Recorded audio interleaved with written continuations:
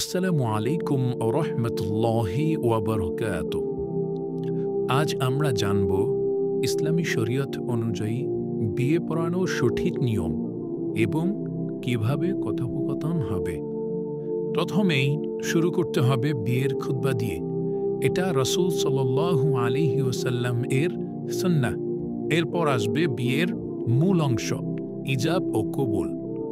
প্রথমে কনের অভিভাবক বলবেন, আমি, মেয়ের অভিভাবকের নাম, আমার মেয়ে কে, মোহরের পরিমাণ, মোহরে আপনার সঙ্গে ইসলামী শরীয়ত মোতাবেক বিবাহ দিলাম।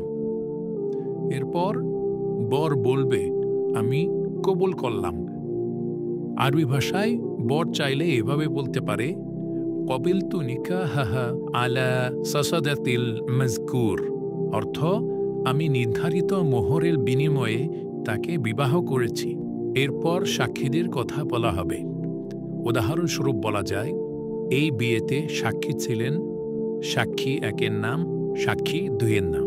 এরপর বিবাহ সম্পন্ন হওয়ার ঘোষণা দেবেন ইমাম সাহেব। উদাহরণ, ইসলামী শরীয়ত অনুযায়ী এ বিয়ে সম্পন্ন হয়েছে। আল্লাহ এই দম্পতির জীবনে বরকত দিন, আমিন।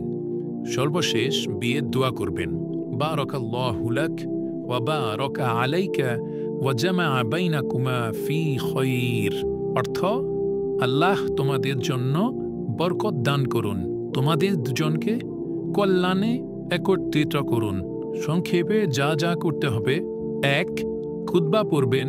২. কনের পক্ষ থেকে বিয়ে দিবেন। ৩. বর কবুল করবে। ৪. সাক্ষীর নাম বলবেন।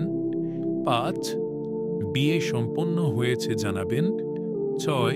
দোয়া করবেন। এভাবেই ইসলামী শরীয়ত মোতাবেক বিয়ে সম্পন্ন হয়।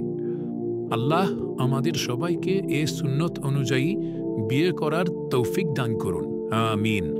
আসসালামু আলাইকুম ওয়া রাহমাতুল্লাহি ওয়া বারাকাতুহু।